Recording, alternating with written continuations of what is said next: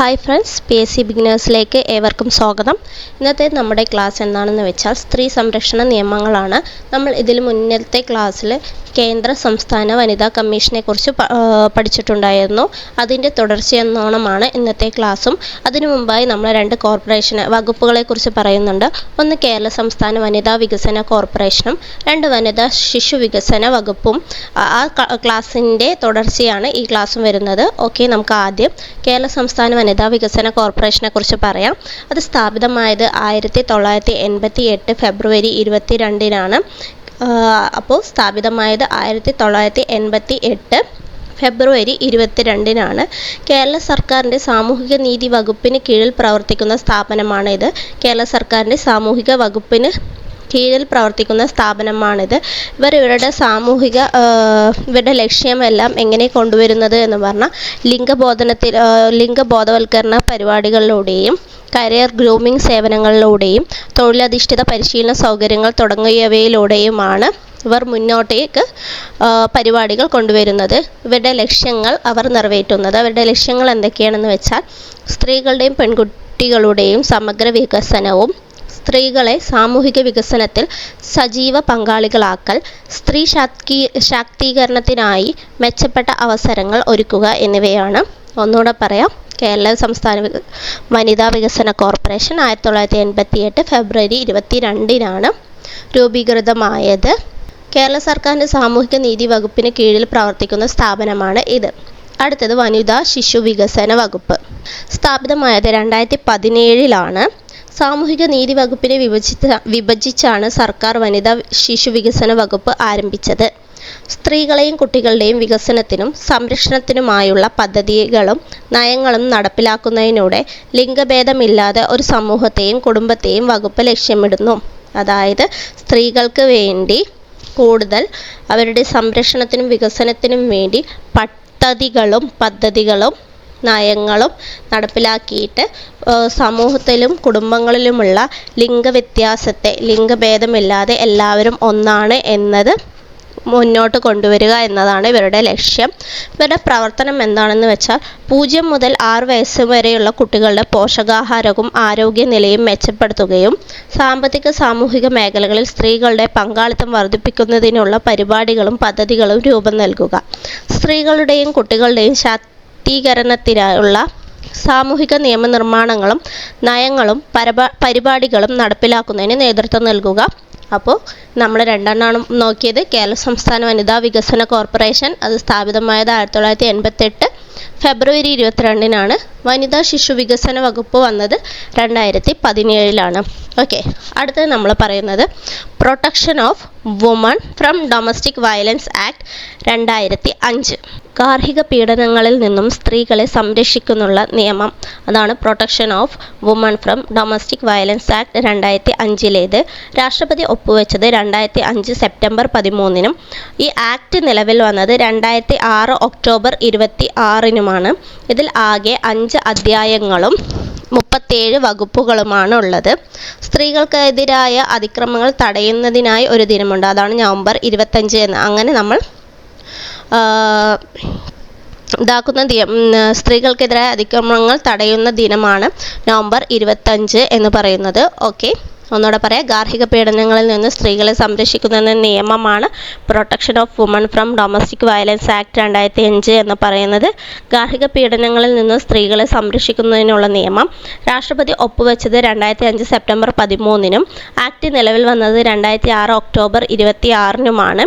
ഇതിൽ ആകെ 5 അധ്യായങ്ങളും 37 വകുപ്പുകളുമാണുള്ളത്. സ്ത്രീകൾക്കെതിരായ അതിക്രമങ്ങൾ തടയുന്നതിനുള്ള ദിനം നവംബർ 25-ആണ്. ഓക്കെ, ഗാർഹിക പീഡനത്തിന് ഇരയാകുന്നവർക്ക് നിയമപരമായ സഹായം നൽകാൻ സർക്കാർ നിയമിക്കുന്ന ഒരു ഉദ്യോഗസ്ഥനുണ്ട്. അദ്ദേഹമാണ് സംരക്ഷണ ഉദ്യോഗസ്ഥൻ, അതായത് പ്രൊട്ടക്ഷൻ ഓഫീസർ എന്ന് പറയുന്നത്.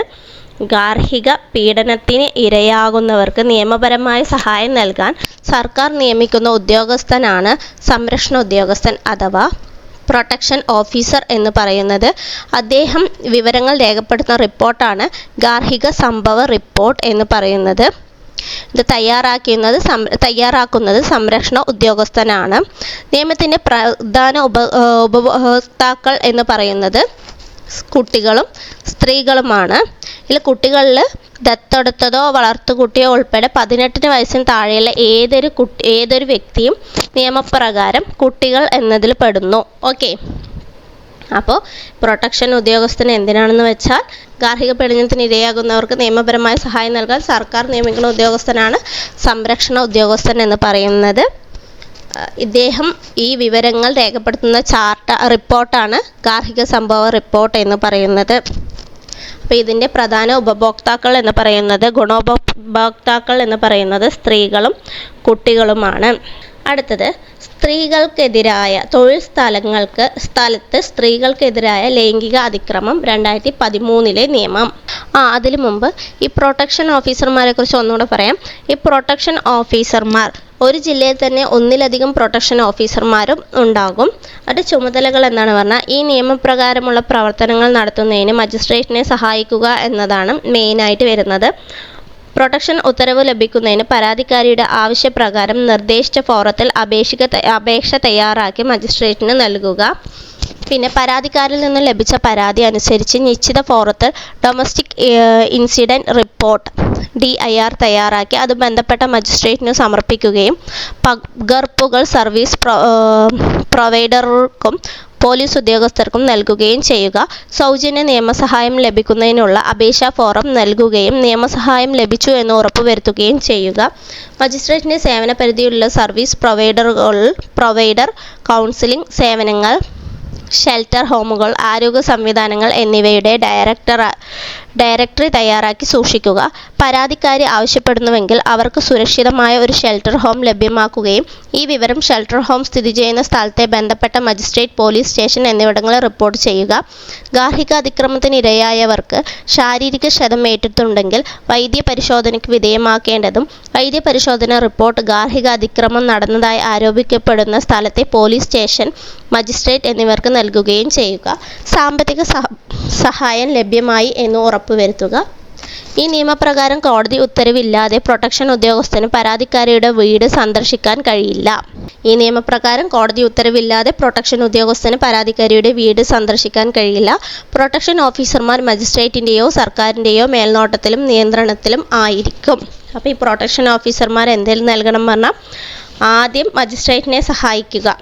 ഈ നിയമപ്രകാരം പ്രവർത്തനങ്ങൾ നടത്തുന്നതിന് മജിസ്ട്രേറ്റിനെ സഹായിക്കുക.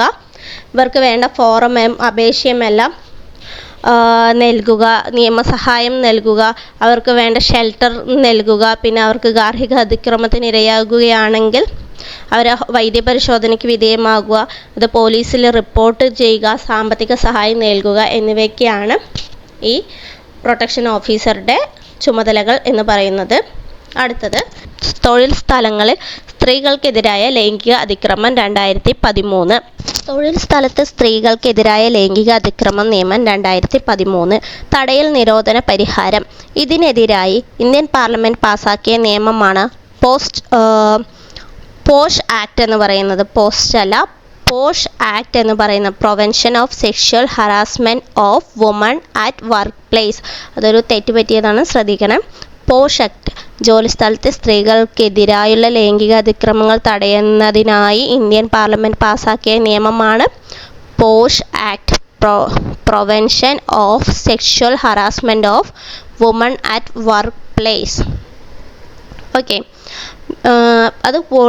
അതുകൂടാതെ ഈ നിയമം പ്രാബല്യത്തിന് വരുന്നതിന് മുമ്പ് ലൈംഗിക അതിക്രമ കേസുകൾ വിശാഖ മാർഗനിർദ്ദേശങ്ങൾ പ്രകാരമായിരുന്നു കൈകാര്യം ചെയ്തിരുന്നത്.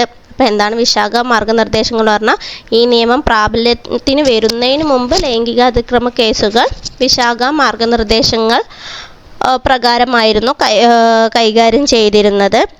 ഈ നിയന്ത്രണങ്ങൾ മുഖേന ലൈംഗിക പീഡനവുമായി ബന്ധപ്പെട്ട പ്രവൃത്തികളുടെ കൃത്യം തടയുന്നതിനുള്ള സംവിധാനങ്ങൾ ഏർപ്പെടുത്തുന്നത് സംബന്ധിച്ച് വേണ്ടുന്ന കാര്യങ്ങൾ തൊഴിലുടമയ്ക്ക് മേൽ ബഹുമാനപ്പെട്ട കോടതി ചുമത്തുകയുണ്ടായി. ലൈംഗിക പീഡനങ്ങൾക്കെതിരായ സംരക്ഷണവും അന്തസ്സോടെ പ്രവർത്തിക്കാനുമുള്ള അവകാശം അന്താരാഷ്ട്ര കൺവെൻഷനുകളും convention of the elimination of all forms of discrimination against women പോലുള്ള സംവിധാനങ്ങളും സാർവത്രികമായി അംഗീകരിച്ച മനുഷ്യാവകാശങ്ങളാണ്. അപ്പോൾ ലൈംഗിക പീഡനത്തിനെതിരായി സംരക്ഷണവും അന്തസ്സോടെ പ്രവർത്തിക്കാനുമുള്ള അവകാശവും അന്താരാഷ്ട്ര കൺവെൻഷനുകളും convention of the elimination of all forms of discrimination against women പോലുള്ള സംവിധാനങ്ങളും സാർവത്രികമായി അംഗീകരിച്ച മനുഷ്യാവകാശങ്ങളാണ്. 1993 ജൂൺ 25 ഇന്ത്യ ഗവൺമെൻറ് ഇത് അംഗീകരിച്ചു. ഓക്കെ, ലൈംഗിക അതിക്രമം എന്ന വാക്കും ഇത് പ്രകാരം ബഹുമാനപ്പെട്ട സുപ്രീം കോടതി നിർവചിച്ചു. അടുത്തത് ബില്ല് ലോകസഭ പാസാക്കിയതും മറ്റും പറയാം. അതിനു മുമ്പ് ഇന്ത്യൻ ഭരണഘടനയുടെ ആർട്ടിക്കിൾ 14-15 സ്ത്രീകൾക്ക് തുല്യതയ്ക്കുള്ള അവകാശങ്ങളും ആർട്ടിക്കിൾ 21 ജീവിക്കാനുള്ള അവകാശങ്ങളും നൽകുന്നുണ്ട്. ഓക്കെ, അപ്പോൾ ആർട്ടിക്കിൾ ഏതൊക്കെയാണ്? 14-15 സ്ത്രീകൾക്ക് തുല്യതയ്ക്കുള്ള അവകാശങ്ങളും ആർട്ടിക്കിൾ 21 ജീവിക്കാനുള്ള അവകാശങ്ങളും നൽകുന്നു. നമ്മുടെ മൗലികാവകാശങ്ങളാണ്. ലൈംഗികാതിക്രമം ഈ അവകാശങ്ങളുടെ ലംഘനമാണ്. ഓക്കെ, ബില്ല് ലോകസഭ പാസാക്കിയത് 2012 സെപ്റ്റംബർ 3-നും രാജ്യസഭ പാസാക്കിയത് 2013 ഫെബ്രുവരി 2-നും പ്രസിഡന്റ് ഒപ്പുവെച്ചത് 2013 ഏപ്രിൽ 22-നും ഈ നിയമം പ്രാബല്യത്തിൽ വന്നത് 2013 ഡിസംബർ 9-നുമാണ്. ഈ ആക്ടിൽ 8 ചാപ്റ്ററുകളും 30 സെക്ഷനുകളും ഉണ്ട്. 8 ചാപ്റ്ററുകളും 30 സെക്ഷനുമുണ്ട്. ഈ നിയമം പ്രാബല്യത്തിൽ വന്നത് 2013 ഡിസംബർ 9-നാണ്. അടുത്തത് സ്ത്രീധന നിരോധന നിയമം 1961. 1961 കേന്ദ്ര സർക്കാർ സ്ത്രീധനം നൽകുന്നതും സ്വീകരിക്കുന്നതും ആവശ്യപ്പെടുന്നതും നിരോധിച്ചുകൊണ്ട് പാസാക്കിയ നിയമമാണ് സ്ത്രീധന നിരോധന നിയമം എന്ന് പറയുന്നത്. ഈ നിയമം പാസാക്കിയത് 1961-ലാണ്. ബില്ല് ലോകസഭയിൽ അവതരിപ്പിച്ചത് 1959 ഏപ്രിൽ 21-നും ബില്ല് ലോകസഭ പാസാക്കിയത് 1959 ഡിസംബർ 9-നുമാണ്. ബില്ല് രാജ്യസഭ പാസാക്കിയത് 1960 നവംബർ 30-നാണ്. അപ്പോൾ ബില്ല് ലോകസഭ പാസാക്കിയത് 1959 ഏപ്രിൽ 24-നും ഏപ്രിൽ 24-ന് ലോകസഭയിൽ അവതരിപ്പിച്ചതാണ്. ഒന്നുകൊണ്ട് നോക്കാം. ബില്ല് ലോകസഭയിൽ അവതരിപ്പിച്ചത് 1959 ഏപ്രിൽ 24-നും ലോകസഭ പാസാക്കിയത് ഡിസംബർ 9-നാണ്. ഡിസംബർ 9-നും ബില്ല് രാജ്യസഭ പാസാക്കിയത് 1960 നവംബർ 30-നും ബില്ല് പ്രസിഡന്റിന്റെ അംഗീകാരം ലഭിച്ചത് 1961 മെയ് 20-നാണ്. നിയമം ഔദ്യോഗികമായി നിലവിൽ വന്നത് 1961 ജൂലൈ 1-നാണ്. നിയമം ഔദ്യോഗികമായി നിലവിൽ വന്നത് 1961 ജൂലൈ 1-നാണ്. ഈ നിയമം ഭേദഗതി ചെയ്തത് 2 തവണയാണ്. ഒന്ന് 1984-ലും ഒന്ന് 1986-നും. സ്ത്രീധനം എന്ന് പറയുന്നത് എന്താണെന്ന് വെച്ചാൽ വിവാഹവുമായി ബന്ധപ്പെട്ട് നിർബന്ധിതമായ മുൻവ്യവസ്ഥകൾ പ്രകാരമോ നൽകുന്ന സമ്മാനത്തെയാണ് സ്ത്രീധനം എന്ന് പറയുന്നത്. വിവാഹത്തിൽ ഏർപ്പെടുന്ന ഏതെങ്കിലും കക്ഷിയുടെ രക്ഷിതാവ് മുഖേനയോ മറ്റേതെങ്കിലും വ്യക്തി മുഖേനയോ അതേ വിവാഹത്തിൽ ഏർപ്പെട്ടിരിക്കുന്ന കക്ഷിക്കോ കക്ഷിയുടെ രക്ഷിതാവിനോ അല്ലെങ്കിൽ മറ്റേതെങ്കിലും വ്യക്തിക്കോ നൽകുന്നതോ അല്ലെങ്കിൽ നൽകാമെന്ന് സമ്മതിച്ചതോ ആയ ഏതെങ്കിലും തരത്തിലുള്ള സ്വത്തോ വിലപ്പെട്ട വസ്തുവോ സ്ത്രീധനമായി കണക്കാക്കാവുന്നതാണ്.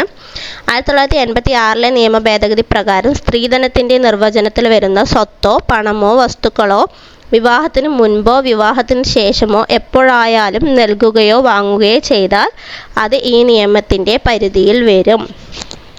വിവാഹത്തിന് മുൻപായാലും ശേഷമായാലും 1986 ഭേദഗതി പ്രകാരം ഇത് ഈ നിയമത്തിന് കീഴിൽ വരും. 1986 ഈ നിയമപ്രകാരം മുസ്ലിം വ്യക്തി നിയമം അനുസരിച്ച് മെഹർ ഈ നിയമത്തിൻ്റെ പരിധിയിൽ വരില്ല. ഓക്കെ, അടുത്തത് മറ്റ് നിയമങ്ങളും കൂടി വേഗത്തിൽ പറഞ്ഞിട്ട് പോകാം. പ്രധാനപ്പെട്ടത് ഈ 3 നിയമങ്ങളാണ്. ഇനി മറ്റു നിയമങ്ങൾ ഏതൊക്കെയാണെന്ന് വെച്ചാൽ പ്രസവാനുകൂല്യ നിയമം 1961. അത് നമുക്കറിയാം. ഒരു സ്ത്രീ പ്രസവത്തിന് ശേഷം അല്ലെങ്കിൽ പ്രസവം അലസിപ്പോയാലോ 6 ആഴ്ച കാലത്തേക്ക് ജോലിയിൽ പ്രവേശിക്കാതിരിക്കാം അല്ലെങ്കിൽ പ്രവേശിപ്പിക്കരുത്. നിർബന്ധിതമായി അവരെ പ്രവേശിപ്പിക്കാനും പാടില്ല. അതുപോലെ ഈ കാലയളവിലുള്ള വേതനം സ്ത്രീകൾക്കോ അവർ അധികാരപ്പെടുത്തുന്ന വ്യക്തിക്കോ ആവശ്യപ്പെട്ടാൽ 48 മണിക്കൂറിനകം കൊടുത്തിരിക്കുകയും വേണം. ഈ വ്യവസ്ഥകൾ തെറ്റിച്ചാലോ സ്ത്രീയെ പിരിച്ചുവിട്ടാലോ തൊഴിലുടമയ്ക്ക് 3 മാസം മുതൽ 1 വർഷം വരെ തടവും 2000 രൂപ മുതൽ 5000 രൂപ വരെ പിഴയും ലഭിക്കുന്നതാണ്. അതുപോലെ ഒരു സ്ത്രീക്ക് പ്രസവം പ്രതീക്ഷിക്കുന്ന തീയതിക്ക് 10 ആഴ്ച മുമ്പ് വരെ കഠിനമായ ജോലികളൊന്നും നൽകാനും പാടത്തില്ല. അടുത്തത് ഗർഭചിത്ര നിയമം 1971. ഈ നിയമം നിലവിൽ വന്നത് 1972 ഏപ്രിൽ 1-നാണ്. നിയമം അറിയപ്പെടുന്നത് ഗർഭചിത്ര നിയമം 1971 എന്നാണ്. നിലവിൽ വന്നത് 72 ഏപ്രിൽ 1-നാണ്. സ്ത്രീകളുടെ സമ്മതമില്ലാതെ ബലമായി ഗർഭചിത്രം നടത്തിയാൽ IPC 313 വകുപ്പ് പ്രകാരം 10 വർഷം വരെ തടവിനും പിഴയ്ക്കും അർഹനാണ്. അടുത്തത് അതിൽ തന്നെയാണ് എന്താണ് പറയുന്നതെന്ന് വെച്ചാൽ, സ്ത്രീകളുടെ സമ്മതമില്ലാതെ ഗർഭചിത്രം നടത്തുന്നതിനിടയിൽ അവർ മരണപ്പെട്ടാൽ ജീവപര്യന്തം വരെ തടവ് ശിക്ഷ ലഭിക്കാവുന്ന കുറ്റം കൂടിയാണിത്. പക്ഷേ ഇതിൽ എന്താണെന്ന് വെച്ചാൽ ഒരു ഭേദഗതി വരുത്തി. 2021 ഭേദഗതി ചെയ്തു. എന്താണ് ഭേദഗതി എന്ന് പറഞ്ഞാൽ, ഭേദഗതി നിയമപ്രകാരം ബലാത്സംഗത്തെ അതിജീവിച്ചവർ, മറ്റു ദുർബലരായ വിഭാഗത്തിൽപ്പെട്ട സ്ത്രീകൾ എന്നിവർക്ക് ഗർഭചിത്രം നടത്തുന്നതിനുള്ള ഉയർന്ന കാലപരിധി 20 ആഴ്ചയിൽ നിന്നും 24 ആഴ്ചയിലായി ഉയർത്തിയിട്ടുണ്ട്. അടുത്തത് സ്ത്രീകളെ അസഭ്യമായി ചിത്രീകരിക്കുന്നത് നിരോധിക്കുന്ന നിയമം 1986. 2 വർഷം വരെ തടവും 2000 രൂപ വരെ പിഴയും ലഭിക്കാവുന്ന കുറ്റമാണ്. വീണ്ടും ആവർത്തിച്ചാൽ അത് 5 വർഷം വരെ തടവും 10,000 രൂപ മുതൽ 1,00,000 രൂപ വരെ പിഴയും ലഭിക്കും.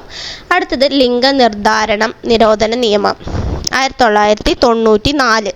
ഏതെങ്കിലും വ്യക്തിയോ സംഘടനയോ ലിംഗനിർണയം നടത്താമെന്ന് പരസ്യങ്ങൾ പ്രസിദ്ധീകരിക്കുകയോ അല്ലെങ്കിൽ അവ നടത്തുകയോ ചെയ്താൽ 2 വർഷം വരെ തടവും അല്ലെങ്കിൽ 10,000 രൂപ വരെ പിഴയോ ശിക്ഷയോ ലഭിക്കാവുന്നതാണ്. വീണ്ടും അവർ ചെയ്താൽ 5 വർഷം വരെ തടവോ 10,000 രൂപ വരെ പിഴയോ ലഭിക്കാവുന്നതാണ്. അതായത് കുട്ടിയാണോ പെണ്ണോ എന്ന് പ്രസവത്തിന് മുന്നേ അറിയുന്നത്. അടുത്തത് commission of Sati prevention act 1987. ഇത് നമുക്ക് എല്ലാവർക്കും അറിയാം എന്താ സതി എന്ന്. ഭർത്താവ് മരിച്ചാൽ ആ ചിതയിൽ തന്നെ ഭാര്യയും ചാടി ആത്മഹത്യ ചെയ്യുന്നതിനെയാണ് സതി എന്ന് പറയുന്നതാണ്. പണ്ട് കാലത്തെ എല്ലാം വയസ്സായ വ്യക്തികൾ ചെറിയ ചെറിയ കുട്ടികളെ 3, 4, 5 തവണയായിട്ടെല്ലാം വിവാഹം കഴിച്ചിട്ടുണ്ടാകും. അപ്പോൾ ആ വ്യക്തി മരിക്കുമ്പോൾ തന്നെ ഈ കുഞ്ഞുങ്ങളെ കൂടി അവർ ആ ചിതയിലേക്കിട്ട് കൊല്ലുമായിരുന്നു. ഇതിനെതിരെ വന്ന ആക്റ്റാണ് എന്ത്, സതി നിയമം. സതി ബ്രിട്ടീഷുകാരുടെ കാലത്ത് തന്നെ നിരോധിച്ചിരുന്നു. അതിനുവേണ്ടി പ്രവർത്തിച്ച ഒരു വ്യക്തിയാണ് Raja Ram Mohan Roy. Okay, commission of Sati എന്താണെന്ന് നോക്കാം. വിധവകളായ സ്ത്രീകളെ ജീവനോടെ ചുട്ടരിക്കുന്ന ആചാരമാണ് സതി എന്ന് പറയുന്നത്. കമ്മീഷൻ ഓഫ് സതി അതായത് പ്രിവെൻഷൻ ആക്ട് 1987 വിധവകളായ സ്ത്രീകളെ ജീവനോടെ ചുട്ടരിക്കുന്ന ആചാരമാണ്. ഇത് അനുഷ്ഠിക്കാൻ ശ്രമിച്ചാൽ 1 വർഷം വരെ തടവ് അല്ലെങ്കിൽ പിഴ ഇവ ഒന്നിച്ചോ ലഭിക്കേണ്ടതാണ്. ഇവ ചെയ്താൽ മാത്രമല്ല അത് കണ്ടു നിന്നാലോ 7 വർഷം വരെ തടവോ 5,000 രൂപ മുതൽ 30,000 രൂപ വരെ പിഴയോ ലഭിക്കും.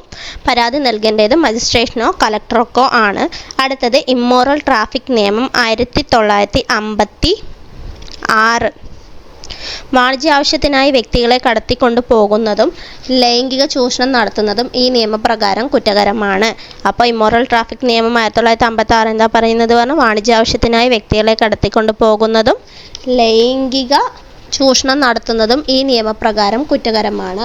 1 വർഷം മുതൽ 3 വർഷം വരെ തടവും 2,000 രൂപ പിഴയും ലഭിക്കാം. വീണ്ടും അത് ആവർത്തിച്ചാൽ 2 വർഷം മുതൽ 5 വർഷം വരെ തടവും 2,000 രൂപ പിഴയും ലഭിക്കാം.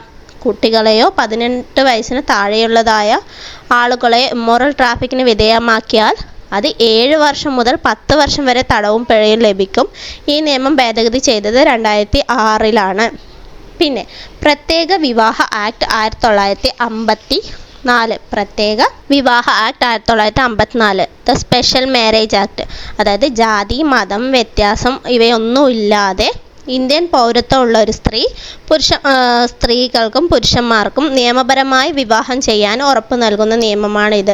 ജാതിയോ മതമോ നോക്കാതെ വിവാഹം സ്ത്രീകൾക്കും പുരുഷന്മാർക്കും വിവാഹം ചെയ്യാനുള്ള നിയമമാണിത്. സബ് രജിസ്ട്രാർ ഓഫീസിൽ നിയമിതനായ സബ് രജിസ്ട്രാറാണ് വിവാഹ ഓഫീസർ ആവേണ്ടത്. പുരുഷന് 21 വയസ്സും സ്ത്രീകൾക്ക് 18 വയസ്സും പൂർത്തിയായിരിക്കണം എന്ന നിയമമുണ്ട്. അപ്പോൾ ഏത് ജാതി ഏത് മതമായാലും സ്ത്രീകൾക്കും പുരുഷന് 21 വയസ്സും സ്ത്രീകൾക്ക് 18 വയസ്സും ഉണ്ടെങ്കിൽ സബ് രജിസ്ട്രാർ ഓഫീസിൽ നിയമിതനായ സബ് രജിസ്ട്രാറിന് കീഴിൽ പോയി വിവാഹം രജിസ്റ്റർ ചെയ്യാവുന്നതാണ്. അടുത്തത് ഹിന്ദു വിവാഹ നിയമം 1955. ഹിന്ദു വിവാഹങ്ങളെ നിയന്ത്രിക്കുന്ന വ്യവസ്ഥകൾ ഉൾക്കൊള്ളിച്ച് കേന്ദ്ര സർക്കാർ പാസാക്കിയ നിയമമാണിത്. കൂടാതെ ഈ നിയമം വേറെ കുറച്ച് പേർക്കും കൂടി ബാധകമാണ്. ആർക്കൊക്കെയാണെന്ന് പറഞ്ഞാൽ ഹിന്ദുക്കൾക്കും ബുദ്ധർക്കും ജൈനർക്കും സിഖ് മതക്കാർക്കും കൂടി ഈ നിയമം ബാധകമാണ്. പക്ഷേ മുസ്ലിം, ക്രിസ്ത്യൻ, പാഴ്സി, യഹൂദ മതക്കാർക്ക് ഈ നിയമം ബാധകമല്ല. അപ്പോൾ ബുദ്ധ, ജൈന, സിഖ് മതക്കാർക്കും ഈ നിയമം ബാധകമാണ്, ഹിന്ദുക്കളെ കൂടാതെ. എന്നാൽ മുസ്ലിം, ക്രിസ്ത്യൻ, പാഴ്സി, യഹൂദ മതക്കാർക്ക് ഈ ഹിന്ദു മാരേജ് ആക്ട് ബാധകമല്ല. അടുത്തത് കുടുംബ കോടതി നിയമം നിലവിൽ വന്നത് 1984 സെപ്റ്റംബർ 14 1989 കേരളത്തിൽ കുടുംബ കോടതികൾ സ്ഥാപിക്കാൻ വ്യവസ്ഥ ചെയ്തു. ഈ നിയമം 1989 കുടുംബ കോടതികൾ കേരളത്തിൽ സ്ഥാപിക്കാൻ വ്യവസ്ഥ ചെയ്തു. അടുത്തത് നിർഭയ നിയമം 2013. നിർഭയ ദിനം ഡിസംബർ 16. നിർഭയ ദിനം നമുക്ക് എന്താണെന്ന് എല്ലാവർക്കും അറിയാം. നിർഭയ കേസ് എന്താണെന്ന് നമുക്ക് എല്ലാവർക്കും അറിയാം. അപ്പോൾ നിർഭയ ദിനം എപ്പോഴാണെന്ന് ചോദിച്ചാൽ ഡിസംബർ 16 നിർഭയ നിയമം രാഷ്ട്രപതി ഒപ്പുവെച്ചത് 2013 ഏപ്രിൽ 2 ഇന്ത്യയിൽ ഈ നിയമം നിലവിൽ വരാൻ കാരണമായ കമ്മീഷൻ JS വർമ്മ കമ്മീഷനാണ്. ഈ നിയമപ്രകാരം ആസിഡ് ആക്രമണം, ലൈംഗിക അതിക്രമം, പിന്തുടരൽ തുടങ്ങിയ കുറ്റകൃത്യങ്ങൾ ഇന്ത്യൻ ശിക്ഷാ നിയമത്തിൽ ഉൾപ്പെടുത്തിയിട്ടുണ്ട്. അടുത്തത് മുസ്ലിം സ്ത്രീകളുടെ നിയമം 2019. അവരുടെ വിവാഹത്തെക്കുറിച്ചുള്ള അവകാശങ്ങൾ സംരക്ഷിക്കൽ നിയമമാണിത്. മുത്തലാഖ് നിയമം 2019 എന്നും ഇതറിയപ്പെടുന്നു. രാഷ്ട്രപതിയുടെ അംഗീകാരം ലഭിച്ചത് 2019 ജൂലൈ 31 മുൻകാല പ്രാബല്യത്തിലൂടെ നിലവിൽ വന്നത് 2018 സെപ്റ്റംബർ 19 തൊലാഖ് ഇ ഗിദ്ദത്ത് അല്ലെങ്കിൽ ട്രിപ്പിൾ തൊലാഖ് എന്നത് മുസ്ലിം വിഭാഗത്തിൽ നിലനിൽക്കുന്ന വിവാഹമോചനത്തിൻ്റെ ഒരു രൂപമാണ്. അതായത് ഒരു സ്ത്രീയെ നിയമപ്രകാരമല്ലാതെ തൊലാഖ് ചൊല്ലിയിട്ട് ഒരു പുരുഷനെ അവരെ വേണ്ട വയ്ക്കാമെന്ന് വിവാഹമോചനം ചെയ്യാനാവുന്ന ഒരു സമ്പ്രദായമുണ്ട് മുസ്ലിങ്ങൾക്കിടയിൽ. അതിനെയാണ് തൊലാഖ് എന്ന് പറയുന്നത്. നമ്മൾ സിനിമകളിലൊക്കെ കണ്ടിട്ടുണ്ടാവും. ഏതെങ്കിലും ഒരു പുരുഷന് തൻ്റെ ഭാര്യയെ 3 തവണ തൊലാഖ് ചൊല്ലി വിവാഹമോചനം നടത്താം. അത് സ്ത്രീകൾക്കെതിരെയുള്ള ഒരു കാര്യം കൂടിയാണ്. ഒരു പുരുഷന് എപ്പോൾ വേണമെങ്കിലും അയാൾക്ക് അയാളുടെ ഭാര്യയെ എന്ത് ചെയ്യാൻ പറ്റും? മുത്തലാഖ് ചൊല്ലാൻ പറ്റും. അത് സ്ത്രീകളുടെ അവകാശങ്ങളെയും സംരക്ഷണത്തെയൊക്കെ എതിർക്കുന്ന ഒരു കാര്യം കൂടിയാണ്. വിവാഹമോചനത്തിന് പുരുഷന് മറ്റ് കാരണങ്ങളൊന്നും പറയേണ്ടതുമില്ല. അവർക്ക് ഇഷ്ടമല്ലെങ്കിൽ ഏത് സമയത്ത് വേണമെങ്കിൽ ഏത് ഭാഗത്ത് വെച്ച് വേണമെങ്കിലും അവർക്ക് തൊലാഖ് ചൊല്ലാനാവും. തൊലാഖ് ചൊല്ലുന്ന സമയത്ത് ഭാര്യ അവിടെ ഉണ്ടാകണമെന്നും നിർബന്ധമില്ല. നമ്മൾ വാർത്തയിലൊക്കെ കണ്ടിട്ടുണ്ട്, ഫോണിലൂടെ വിളിച്ചിട്ട് തൊലാഖ് ചൊല്ലി എന്നൊക്കെ പറഞ്ഞിട്ടുള്ള വാർത്തകൾ കാണാറുണ്ട്. അതൊക്കെ തന്നെയാണ് ഈ തൊലാഖ് നിയമത്തിൽ പറയുന്നത്. ഈ നിയമപ്രകാരം ലഭിക്കുന്ന ശിക്ഷ 3 വർഷം വരെ തടവാണ്. അടുത്തത് സ്ത്രീ സുരക്ഷാ ക്ഷേമ പദ്ധതികൾ ഏതൊക്കെയാണെന്നാണ് നമ്മൾ അടുത്തത് നോക്കാൻ പോകുന്നതെന്നാണ്. സ്ത്രീ സുരക്ഷാ പദ്ധതികൾ അത് നമുക്ക് സ്പീഡിൽ പോയി പറഞ്ഞു പോകാം. പ്രധാനമന്ത്രി മാതൃവന്ദന യോജന 2017. അപ്പോൾ പ്രധാനമന്ത്രി മാതൃവന്ദന യോജന 2017 ജനുവരി മുതൽ നടപ്പിലാക്കി വരുന്നതാണ്. ഒരു കേന്ദ്ര സർക്കാർ ആവിഷ്കരണ പദ്ധതിയാണിത്. വനിതാ ശിശു വികസന വകുപ്പാണ് ഇതിൻ്റെ നടത്തിപ്പ് ചുമതലയുള്ളത്. അടുത്ത ബേട്ടി ബച്ചാവോ ബേട്ടി പഠാവോ 2019 ജനുവരി 22 വന്നതാണ്. ഉദ്ഘാടനം ചെയ്തത് പാനിപ്പത്തിലാണ്, ഹരിയാനയിലാണ്. ഇത് ഇടയ്ക്ക് ചോദിക്കാറുണ്ട്, ഇതിനു മുമ്പ് ചോദിച്ചിട്ടുമുണ്ട്. ബേട്ടി ബച്ചാവോ ബേട്ടി പഠാവോ എന്നാണ് 2015 ജനുവരി 22 പാനിപ്പത്ത് ഹരിയാനയിൽ വെച്ചിട്ടാണ് ഉദ്ഘാടനം ചെയ്തത്. പെൺകുട്ടികളുടെ വിദ്യാഭ്യാസം, ശാക്തീകരണം എന്നിവ മുൻനിർത്തി രാജ്യത്തെ തിരഞ്ഞെടുക്കപ്പെട്ട ജില്ലകളിൽ 2015 ആരംഭിച്ച കേന്ദ്രാവിഷ്കൃത പദ്ധതിയാണ് ബേട്ടി ബച്ചാവോ ബേട്ടി പഠാവോ എന്നത്. 2011 സെൻസസ് പ്രകാരം ഏറ്റവും കുറവ് ചൈൽഡ് സെക്സ് റേഷ്യോ ഉള്ള 100 ജില്ലകളിലാണ് ആദ്യം പദ്ധതി ആരംഭിച്ചത്. പിന്നീട് 65 ജില്ലകളിലേക്ക് കൂടി പദ്ധതി വ്യാപിപ്പിച്ചു. പദ്ധതി നടപ്പിലാക്കുന്നതിനായി കേരളത്തിൽ നിന്നും ആദ്യമായി തിരഞ്ഞെടുത്ത ജില്ലയാണ് തൃശ്ശൂർ. അപ്പോൾ കേരളത്തിൽ നിന്ന് ആദ്യമായി തിരഞ്ഞെടുത്ത ജില്ല ഏതാണ്? തൃശ്ശൂർ. എങ്ങനെയാണ് അവർ തിരഞ്ഞെടുക്കുന്നത് എന്ന് പറഞ്ഞാൽ 2011 സെൻസസ് പ്രകാരം ഏറ്റവും കുറവ് ചൈൽഡ് സെക്സ് റേഷ്യോ ഉള്ള 100 ജില്ലകളെയാണ് അവർ തിരഞ്ഞെടുത്തത് ആദ്യം. പിന്നെ 65 കൂടി കൂട്ടി. ബേട്ടി ബച്ചാവോ ബേട്ടി പഠാവോ പദ്ധതിയുടെ ഭാഗമായി മലപ്പുറം ജില്ലയിൽ നടപ്പിലാക്കുന്ന സ്ത്രീ ശാക്തീകരണ പരിപാടിയാണ് സുവർണ കന്യക എന്നത്. അതിൻ്റെ ബ്രാൻഡ് അതുപോലെ ബേട്ടി ബച്ചാവോ ബേട്ടി പഠാവോയുടെ ബ്രാൻഡ് അംബാസിഡർ വന്നിട്ട് മാധുരി ദീക്ഷിതാണ്. ഇനി കേരള സംസ്ഥാനത്തിൻ്റെ പദ്ധതികൾ നമുക്ക് നോക്കാം. ആശ്വാസനിധി പദ്ധതിയാണ്. അതിക്രമങ്ങൾ അതിജീവിച്ച സ്ത്രീകൾക്കും കുട്ടികൾക്കും 50,000 രൂപ വരെ സഹായമായി നൽകുന്ന പദ്ധതിയാണ് വനിതാ ശിശു വകുപ്പാണ് ഇത് നടപ്പിലാക്കുന്നത്. അടുത്തത് സഹായ ഹസ്തം പദ്ധതി. സാമ്പത്തികമായി പിന്നോക്കം നൽകുന്ന 55 വയസ്സിന് താഴെ പ്രായമുള്ള വിധവകളായ സ്ത്രീകൾക്ക് സ്വയം തൊഴിൽ ചെയ്ത് വരുമാനം കണ്ടെത്താൻ ഒറ്റത്തവണയായി 30,000 രൂപ അനുവദിക്കുന്ന പദ്ധതിയാണ് ഇത്. ഇത് 2018-19 മുതൽ വനിതാ ശിശു വികസന വകുപ്പ് നടപ്പിലാക്കി വരുന്ന പദ്ധതിയാണ്. ഒരു വർഷം ഒരു ജില്ലയിൽ 10 പേർക്കെന്ന നിലയിലാണ് ധനസഹായം നൽകുന്നത്. അടുത്തത് അഭയകിരണം.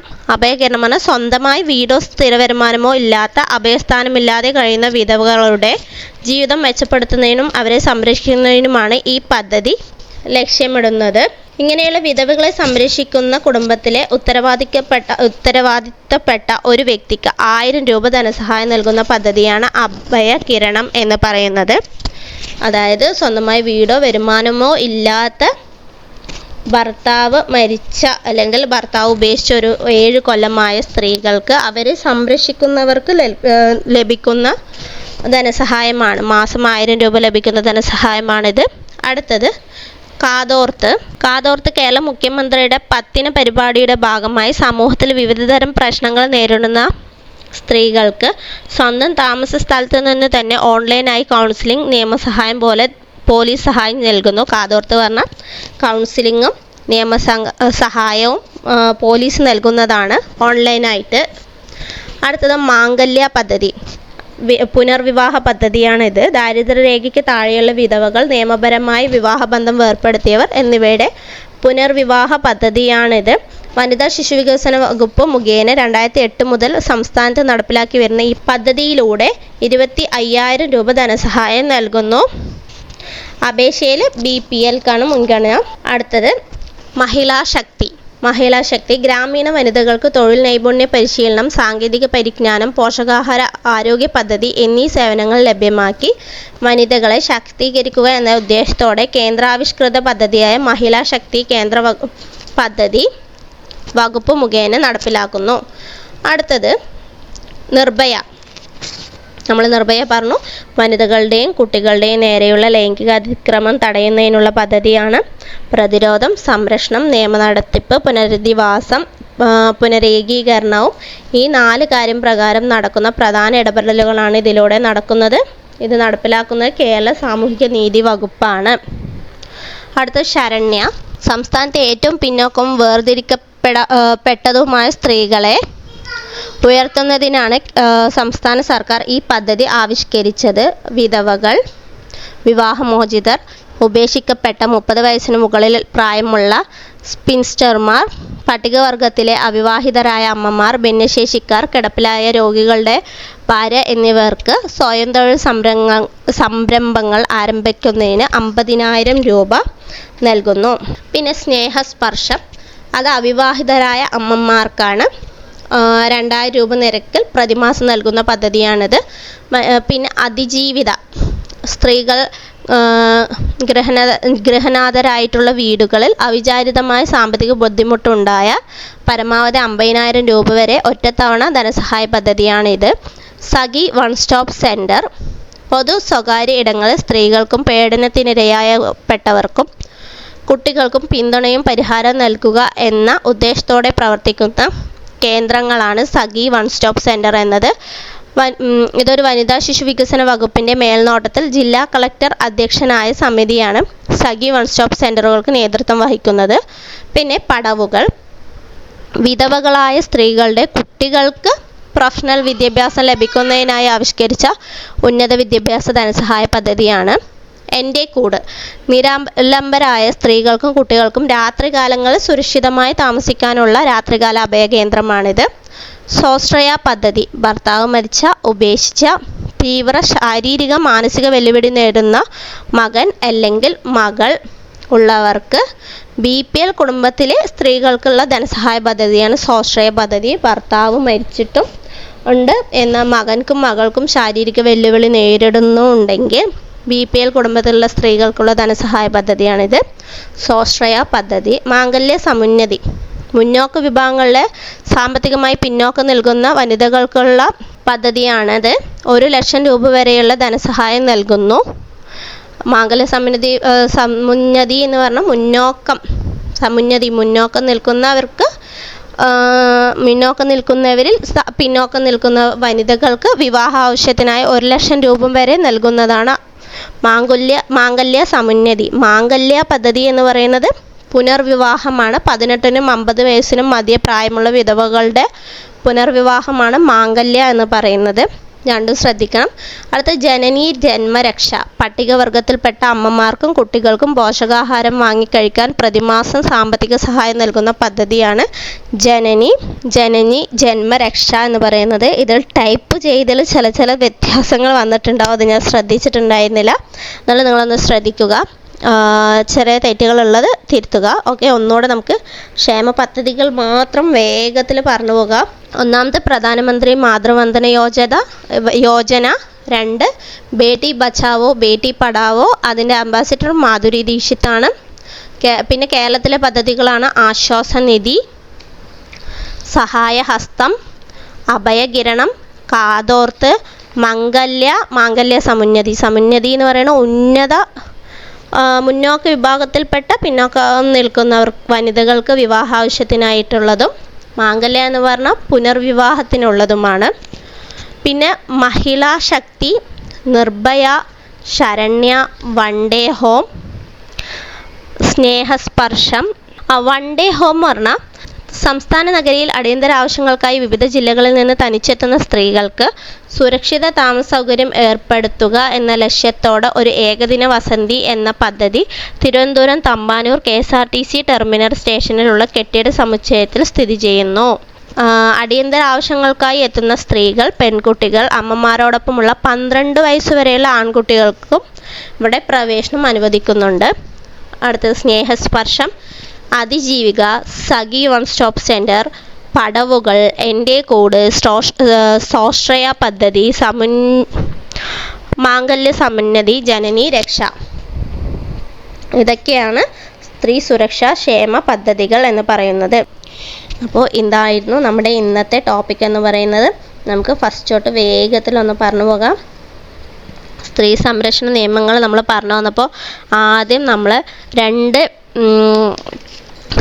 നമ്മൾ പറഞ്ഞത് 2 കോർപ്പറേഷനെ കുറിച്ചിട്ടാണ്. കേരള സംസ്ഥാന വനിതാ കോർപ്പറേഷനും ശിശുവികസന വകുപ്പിനെ കുറിച്ചും നമ്മൾ പറഞ്ഞിട്ടുണ്ടായിരുന്നു.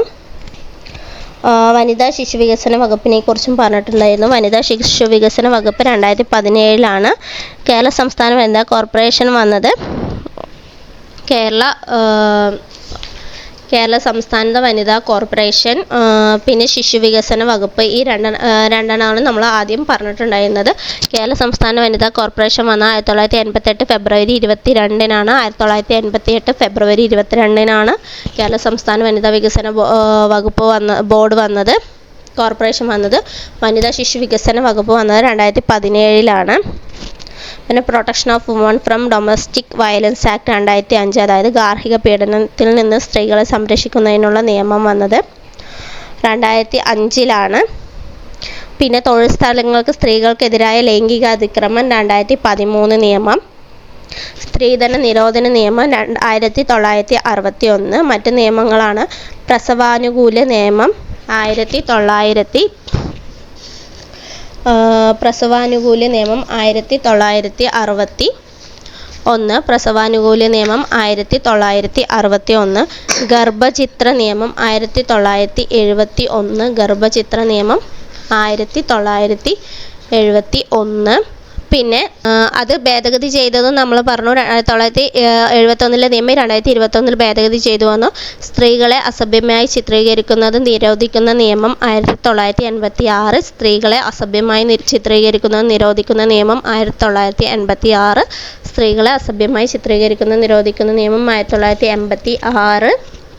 ലിംഗനിർധാരണ നിരോധന നിയമം 1994, ലിംഗനിർധാരണ നിരോധന നിയമം 1994. Commission of Sati act 1987, commission of Sati act 1987. Immoral traffic നിയമം 1956, ഇമ്മോറൽ ട്രാഫിക് നിയമം 1956. പ്രത്യേക വിവാഹ ആക്ട് 1954, പ്രത്യേക വിവാഹ ആക്ട് 1954. ഹിന്ദു വിവാഹ നിയമം 1955, ഹിന്ദു വിവാഹ നിയമം 1955 പ്രകാരം ഇത് ഹിന്ദുക്കൾക്കും ബുദ്ധർക്കും ജൈനർക്കും സിഖ് മതക്കാർക്കും ബാധകമാണ്. എന്നാൽ മുസ്ലിം, ക്രിസ്ത്യൻ, പാഴ്സി, യഹൂദ മതക്കാർക്ക് ബാധകമല്ല. കുടുംബ കോടതി നിയമം 1984, കുടുംബക്കോടതി നിയമം 1984, നിർഭയ നിയമം 2013, നിർഭയ നിയമം 2013, മുസ്ലിം സ്ത്രീകളുടെ നിയമം 2019, അതായത് മുത്തലാഖ് നിയമം 2019. പിന്നെ ഇവർക്ക് വേണ്ട ക്ഷേമ പദ്ധതികൾ നമ്മൾ പറഞ്ഞു. പ്രധാനമന്ത്രി മാതൃവന്ദന യോജന, ബേട്ടി ബച്ചാവോ ബേട്ടി പഠാവോ. പിന്നെ കേരളത്തിലെ പദ്ധതികളാണ് ആശ്വാസനിധി, Sahayahastham, Abhayakiranam, Kathorth, Mangalya, Mahila Shakti, Nirbhaya, Saranya, one day home KSRTCയുടെയാണ്, Snehasparsham, Athijeevitha, Sakhi one stop centre, പടവുകൾ, എൻ്റെ കൂട്, സ്വാശ്രയ പദ്ധതി, മാംഗല്യ സമുന്നതി, ജനനി ജന്മരക്ഷ. അപ്പോൾ ഇതാണ് ഇന്നത്തെ നമ്മളുടെ ടോപ്പിക്കുകൾ.